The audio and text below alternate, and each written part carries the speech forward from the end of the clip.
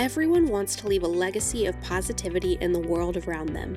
Whether you are a CEO of a Fortune 500 company, a nonprofit executive director, or even a soon-to-be entrepreneur, one fact is always true. The easiest and most effective way to catalyze change in the world around you is through commerce and through business. But how do you do it? You've come to the right place. Welcome to the Changemakers Collective, a place where people can come and get educated and encouraged and empowered to be the impact agent in the world around them. Brought to you by Silverback Ventures, Steph Thomas and Scott Woods have over 50 years combined experience helping companies and owners amplify the voice and multiply the impact of purpose-driven businesses. Join us each week as we discuss what it means to live a life of purpose on purpose. Hey, welcome back to the Changemakers Collective. I am Scott from Silverback Ventures. This is Steph. Hello. You okay over there? Are you? Hello. This is I Scott. swear that's what it was like. I'm like, is he joking? Welcome back to the Changemakers Collective, brought to you by Silverback Ventures. I'm Scott. This is Steph. Hello. And we're going to talk today about something we do with all of our clients. And we're going to use ourselves as an example. We didn't prep this ahead of time, so this could be interesting. So we put all of our clients through what we call a pressure test. Yes. Most clients, most businesses, generally speaking, have a pretty good idea of what would happen when they don't have any money because they're building a business from nothing, or they're scaling a nonprofit where you're constantly thinking about how do we do more work with less money. Mm-hmm. But very few organizations think about what would happen and what would break in your business if your business doubled overnight. You walked in tomorrow morning and you had twice as many clients or twice as many units sold. What would break at that point? I think understanding the genesis of how we got this topic. So Kaylin, who works at Nava Studios, was like, hey, it'd be pretty cool to talk about if you had all things that you need, the right staff, the right people, what still breaks if something goes sideways? And we were like, yeah. I wonder how many people actually step back. Like, we ask those questions, but as a company, do you step back and say, man, if this one piece changed, well, what breaks? I think we do. We work with a lot of companies that are, well, we work with all companies that are private. So again, they're very, very good at and have heard other people ask, what are you going to do if this client quits, or if your production goes down, or if the pandemic hits and you can't deliver on your brand promise for a year and a half? Right. It is very much trying to put people in a position of thinking negatively. Right. And then when you're in a position of thinking negatively, you automatically become defensive and you automatically make assumptions out of a scarcity mindset.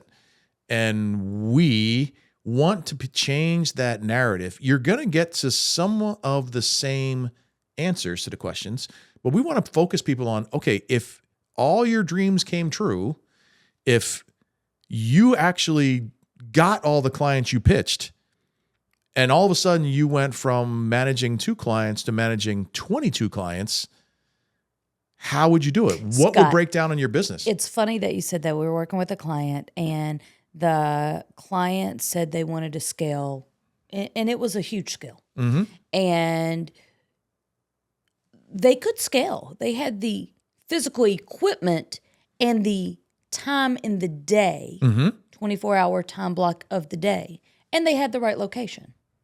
They didn't have the manpower, and they grossly underestimated the time that each one of those things would cost if they scaled. So they went from here's a thought to a proactive plan and a clarity of how to systematically do that. And that's really, when you do the pressure test, that's the position you put yourself in. 100%.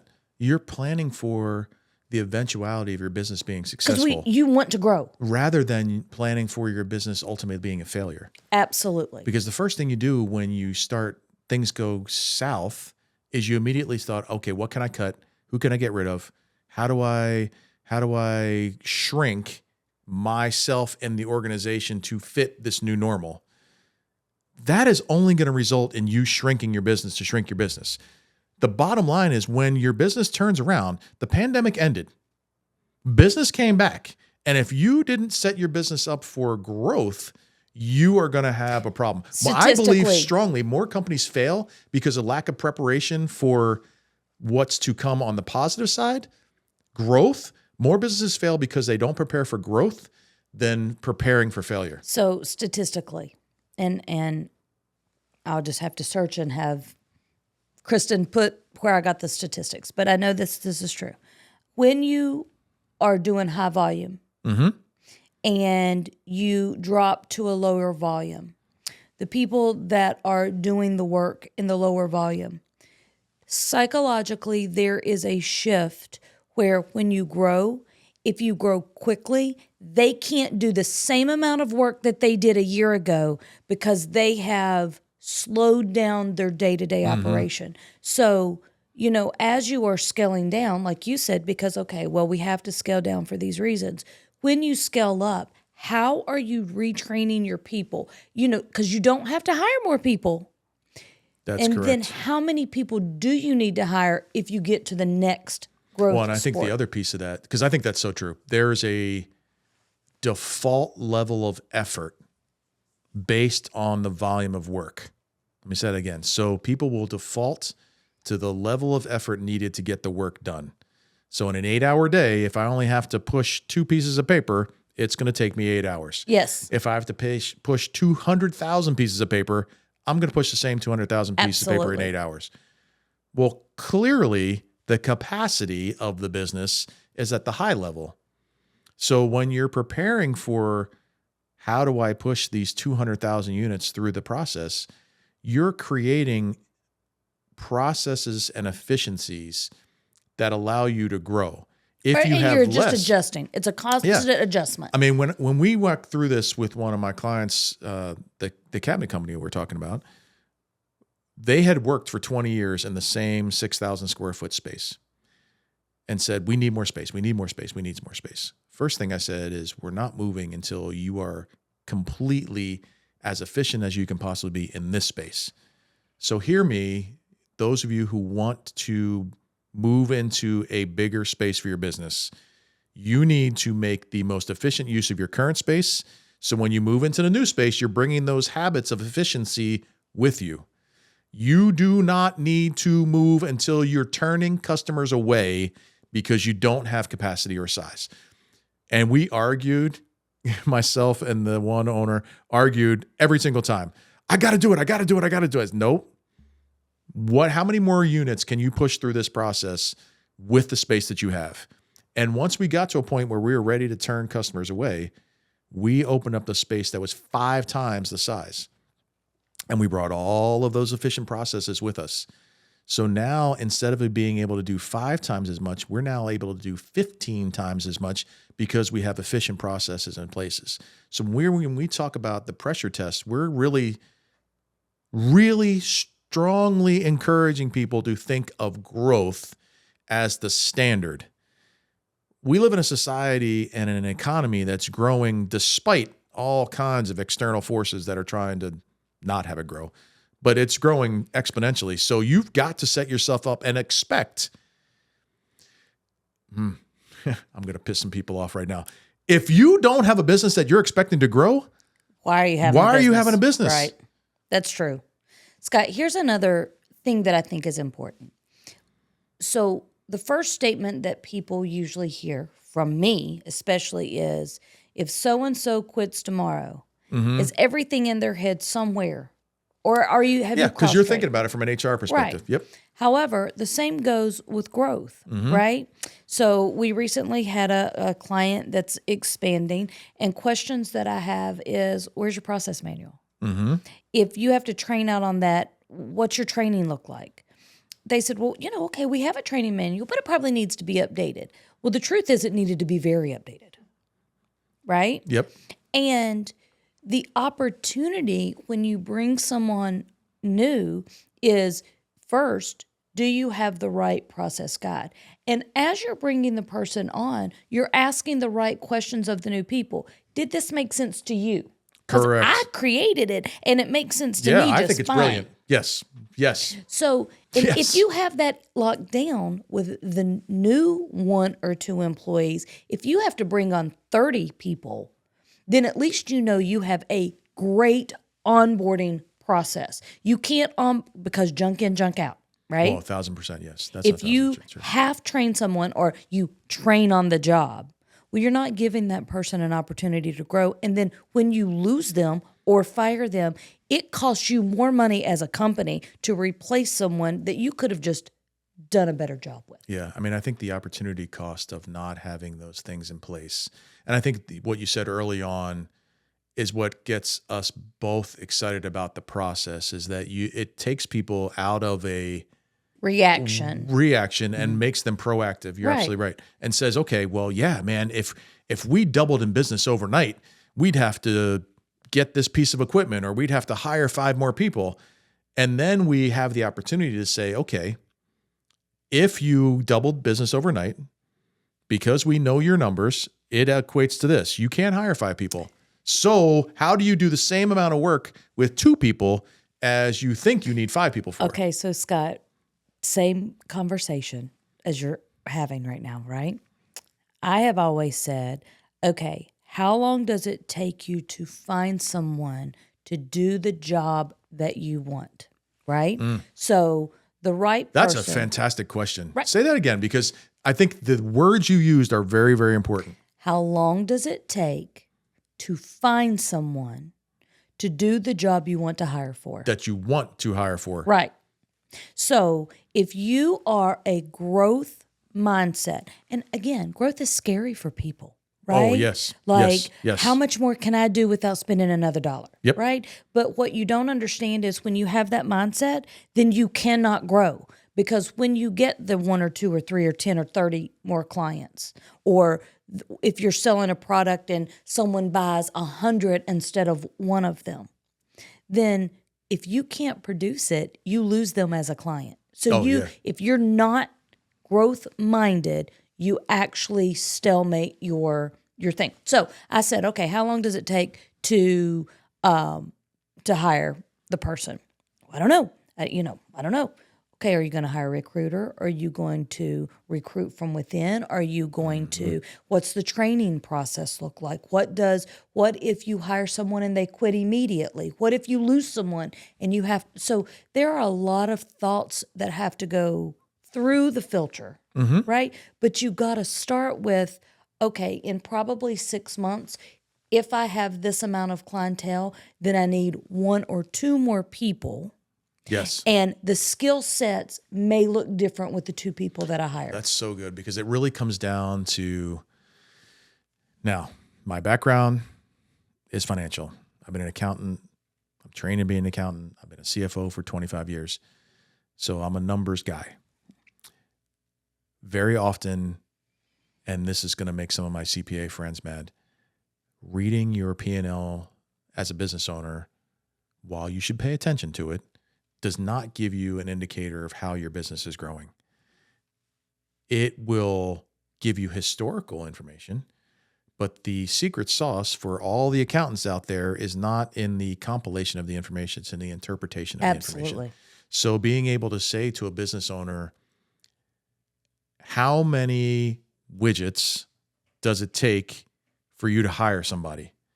Taking your income and bringing it down to a common denominator that you can equate to a person.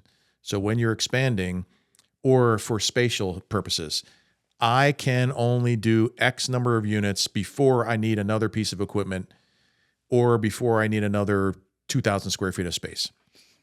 Really understanding what those metrics are and what the key drivers of the business are helps you to plan for growth. So when you're talking about, okay, in a service business, take a law firm, for example, I know that I can handle 20 clients with myself and my paralegal a month. At what point does 21 mean you have to hire somebody? Does 25 mean you have to hire somebody? Because you're not going to hire an attorney at X $100 an hour for one more client. Okay, but let's talk about that, because that was a real conversation that I had. So a client was working early, working late. Yep. They were individually doing the job of 3 people. Yep. And I said, dude, like, do you see your family? Do you do you have any you time? And they were trying to grow their business. Okay. So one hire could make the difference of everything. In that it's an situation, opportunity cost thing, right? Because most businesses don't grow. Right. Most businesses don't grow linearly. Right. It's a step function. It's a step. Right? So, you're absolutely right. However, with 2 people, you don't need to hire 3 people Correct. or 4 people. You need to have in the back of your head at what point, and let me already be looking for the next person. That's correct. Because you don't need them today. That's but correct. When you do turn the switch on, you are going to need them. Well, and I think to your point, what was cool about that conversation is we were able to show that hiring one person additional could quadruple your capacity. Well, now you're paying for one, but you're getting 4 times the amount of revenue before you have to hire another person. And the opportunity cost of not hiring that person means you're now another year or 2 or 3 or 5, or you're never going to be able to get beyond this level of business because you can't efficiently deliver on your brand promise with just you. The opposite of that is, again, a client who overhired for no apparent reason. Yeah, I'm glad you brought that up. Right. I was thinking that as I was saying that. Right. Totally overhired. Now they have to think about who's the right seat on the bus. Who do you scale back? Are the salaries correct? Yeah. And if I lose someone, which they could lose 5 people and be okay. Oh, yeah, 100%. Yes. Right. How do you, again, because now your mindset is, well, if I lose 5 people, who's going to do the work? Well, it's not real work. It's not, we're a firm proponent of buying umbrellas in anticipation of the rain. Yes. However, if you don't have the right system and business development on the front end, starting a business or scaling a business and hiring in anticipation of growth. I worked for a guy that we did snow and ice. We managed landscaping and snow and ice removal all across the country. We had a crazy year where it snowed everywhere we worked the entire winter, and we made a pile of money. And he said, all right, we have to expand our building and we have to hire 5 more people. And I'm like, well, hold on. No, because it's not going to snow every day. Yeah, that's exactly what I said. July, it's not snowing. We can't base our, next year's projections on this year's results, especially when it's something as fickle as the weather. Right. But he did. We expanded. We spent all this money on expansion of the building, and it didn't snow in our areas for 2 straight years. Yeah, well, there you go. Company went bankrupt. Yeah. And that was planning for an eventuality that never came. So when you are expanding your business, you have to count the cost, but you also have to count the opportunity cost of not making that next hire or not making that purchase of an equipment. And because if you set up the systems correctly, right, it's going to tell you. Right. It's going to tell you need to hire at this point, right, or you need to buy this piece of equipment, or you need to get this process more efficient. So, Scott, for our listeners, it's like, well, okay, well, do I do it or do I not? So there is a fine line.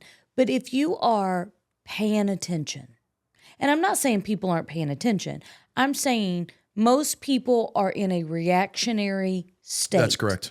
If you are planning for the future, but not overestimating what you can do, you were looking at the real facts. Drivers of the business. That's correct. You can plan, and maybe you need someone because sometimes you can't see the tree before it.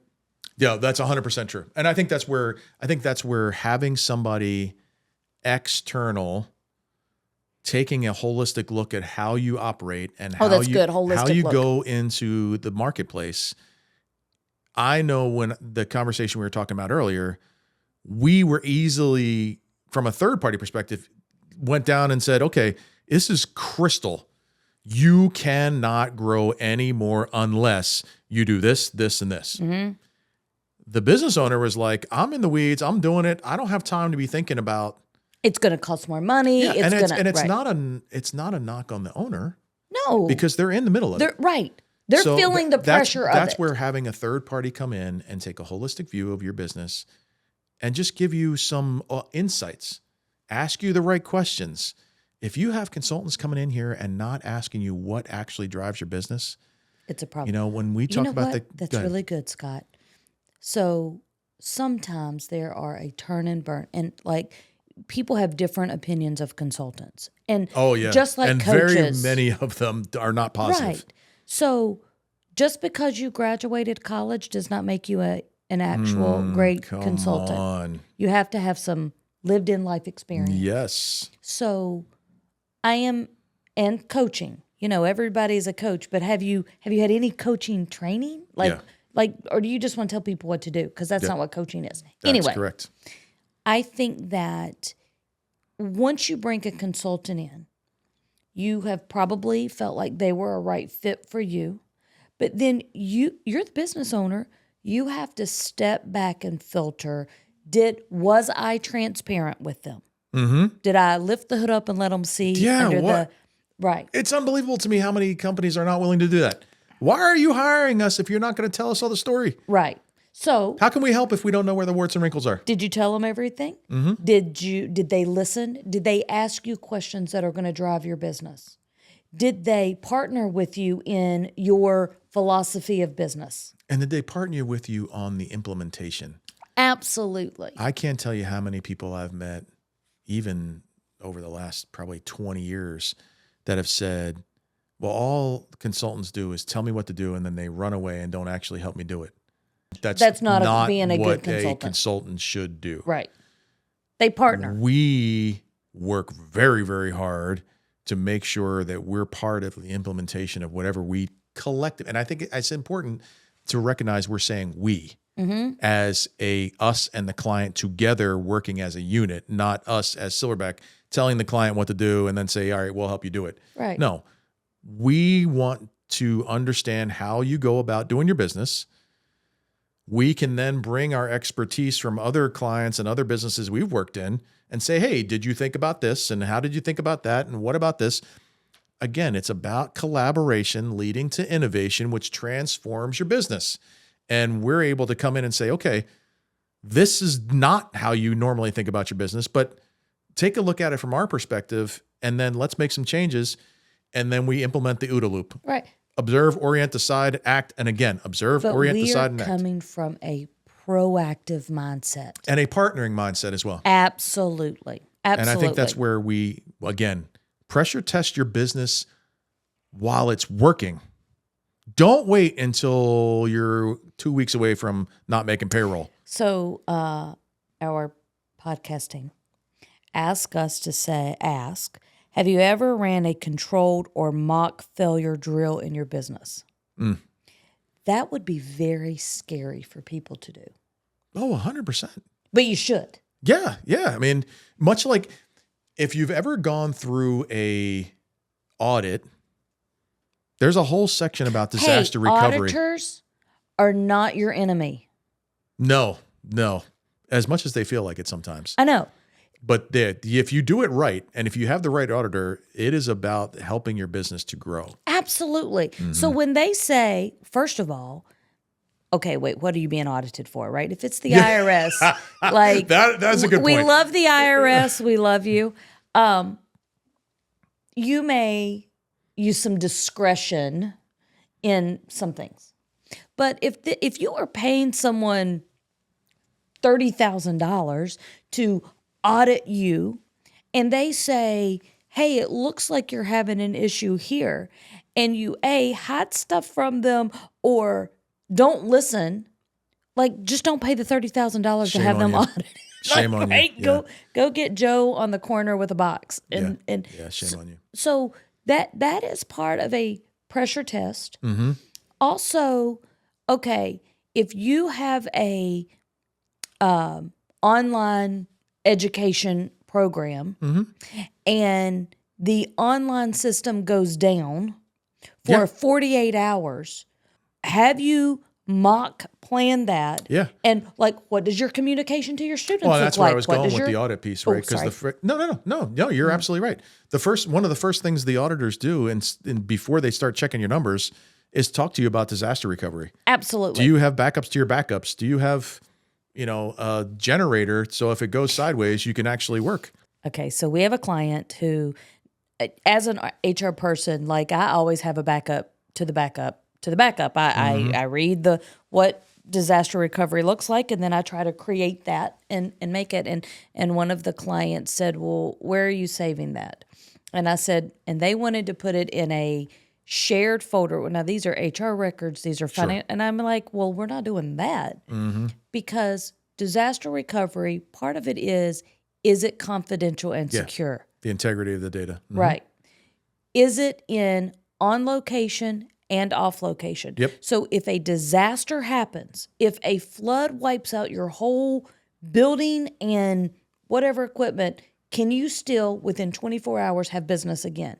And I was appalled when I started polling extra people who have zero disaster recovery plans. Okay, so now let's flip that, because when we started talking about the growth piece of that. Yes. So disaster recovery is all about the downside risk. Yes. We want to talk about, and we want you to think about in your business, what is the upside opportunity? So if instead of the building burning down, how would that look if your business quadrupled or doubled? What would you have to change, and how do you think about it? So instead of going through the exercise of disaster recovery, think about it of success preparation. Oh, that's good. How do you prepare for the onslaught of every one of your prospects saying yes? Because you can almost do more damage to your business by saying yes to all these new customers and not delivering than if you said no or didn't get that business. Scott, I say that to clients all the time. I say, go back to what you promised them to do. And are you delivering on that promise? If you can't deliver on that promise, you need to ask yourself why. Is it a people issue? Like, I don't have enough time to do it. Are you chasing the dollar and you have too many clients, but you can't produce? So what have you promised, and are you excellent? Because I promise you, if you produce something that if you do what you say you will do, that's correct. Then you'll either retain the client, they are more likely to refer that's someone to you, but you can also then manage, okay, do I need more people? So looking at what you promised to do is a great place to start on your upside. Go back to your proposal. Yeah. I mean, I think if we as our business, if we doubled or quadrupled our client list overnight, we have processes in place and we have thought through how we would manage those scenarios. Scott, in our strategic planning meetings, we talk about, oh my goodness, if we doubled tomorrow, what would that look like? Yeah. That is just a part of our conversations. And the cool thing about when you start thinking about it in terms of pressure for growth, you start thinking like it's going to happen. Absolutely. Instead of protecting and making sure you're holding tight on what you have, you start expecting to win. And when you start expecting to win, you start winning. Okay. As we wrap up, I just want to say one more thing. If you are a business entrepreneur, solopreneur, but you still have your 9 to 5, you have to know when the breaking point is that I have to quit my 9 to 5 and I have to step out on faith. And because if you continue to try to do both, one of them is going to fail. And it is never crystal clear. Right. It's very rare that your current employer will say, hey, I know your side hustle's doing great. Your side hustle's doing great. I'm going to fire you so you can do that full time. Right. That is almost never true. Right. So and there's going to be a moment where the cost of staying the same is greater than the cost of change. Right. So COVID was great for people because people took the opportunity to say, I'm going to walk away and but we are past COVID now. So if you are now in that, do Gray I quit area. my, okay, reach out to us. Yes. Let's have a strategy session Yes. conversation and figure out when that break point is. Yes. As Yeah. we wrap up, continue to live a life of purpose on purpose. Make sure to like and subscribe us and come back and see us again. Have a great afternoon. Thank you for listening to the Changemakers Collective. If you've enjoyed this episode, please help us grow our community by leaving us a review on Apple Podcast or rating us on Spotify. You can also find our podcast on YouTube, so you can come and leave us a comment over there as well. If you want support growing your business and scaling your vision, visit us at silverbackventures.org or connect with us on LinkedIn. Thanks again, and we'll see you on our next episode.